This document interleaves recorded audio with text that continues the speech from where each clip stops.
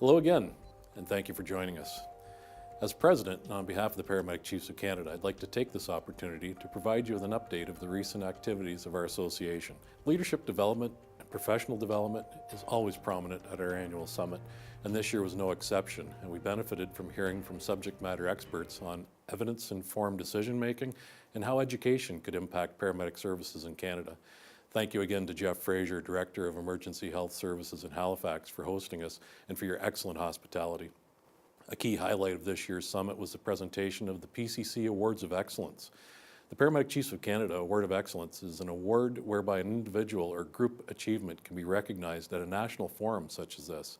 It's important to note that candidates are nominated by their peers locally, and the submissions are then reviewed by a selection committee that must decide the most deserving nominations in 3 categories.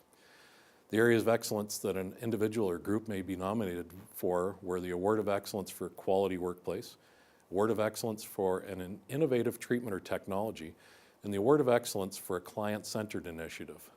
Of the nominations received, the committee decided to give awards this year to 2 people, or to 2 groups.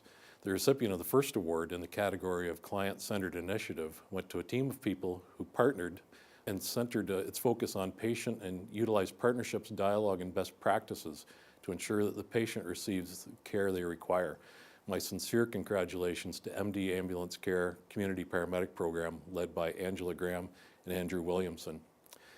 The recipient of the second award in the category Innovative Treatment or Technology was given to a group of dedicated individuals whose primary goal was to evaluate the safety, feasibility, and cost effectiveness and cost benefit of giving early TPA treatment during transport to a group of patients who would otherwise encounter a delay in administration of the thrombolytic treatment for ischemic stroke due to the prolonged transfer times to the outlying areas of the University of Alberta and Edmonton. Congratulations to Mike Plato and to George Gavreau from Alberta Health Services. Concurrent to this year's Leadership Summit, PCC Leadership Development Committee, the LDC, released the latest tool in support of the PCC Leadership Competency Framework. The PCC Leadership Competency Self-Assessment. Integrated into the new PCC LDC website, leaders can now log in and complete a leadership competency self-assessment. From this, you and your organization can start and create individual and team learning plans to grow and refine leadership competence. With the knowledge that competencies refer to the application and consistent demonstration of behaviors associated with a set of concepts, skills, and knowledge, this new assessment tool walks individuals through a series of reflective questions pertaining to the 3 pillars of the framework. Those are the self-attributes, leading others, and innovation. This tool is designed to aid in the development of self-awareness, as simply reading the leadership competency framework is not sufficient to make an individual a competent leader. The PCC Leadership Competency Framework is intended to form the foundation for a set of leadership tools which will help support, inform, and develop leadership skills. Through the evaluation, you and your teams can define what competencies are most important to you in your present work and focus on them. The time that's required to complete the self-assessment tool and review the results varies by individual. It may take up to 30 minutes to complete the assessment.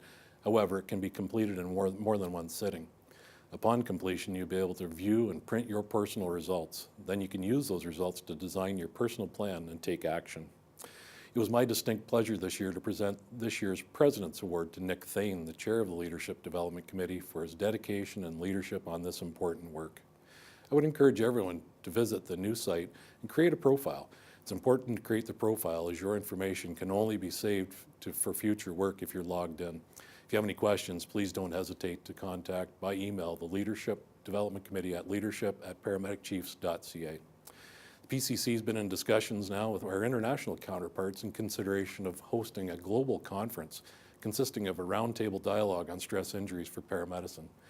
Our partners at the Association of Ambulance Chief Executives in the UK, the Council of Ambulance Authorities in Australia, the International Roundtable on Community Paramedicine, and the National EMS Managers Association, or NEMSMA, plan to explore further what this potential roundtable would look like, and how we can further collaborate and share best practices.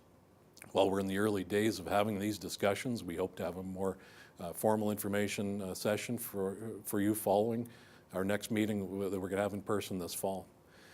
The dates for our fall business meeting in Ottawa have been confirmed. That's October 24th and 25th, where we will host our sponsors and stakeholders at Les Suites Hotel in Ottawa. Adjacent to our meeting, our PCC grant of arms will be unveiled. We really hope to have the Chancellery, the Governor General of Canada, personally presenting the grant of arms to PCC. We'll keep you updated on this important ceremony as planning continues. The PCC Membership Services Committee continues to host monthly webinars dedicated to leadership development. As paramedic services in Canada begin their journey into lean management, there was certainly knowledge to be gained from paramedic services that have had experience considerably longer. The session highlighted experience of Denver Health Paramedic Service, which began to embrace the lean management in about 2005. The session was well attended, and we look forward to future webinars with subject matter experts that will continue this fall.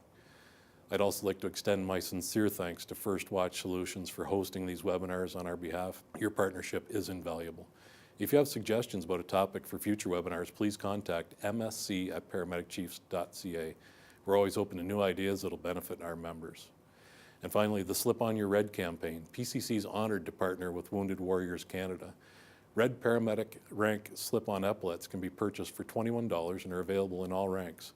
These slip-ons are to be worn every Friday to showcase our support of the deployed troops overseas. Wounded Warriors Canada supports our troops and first responders and their families.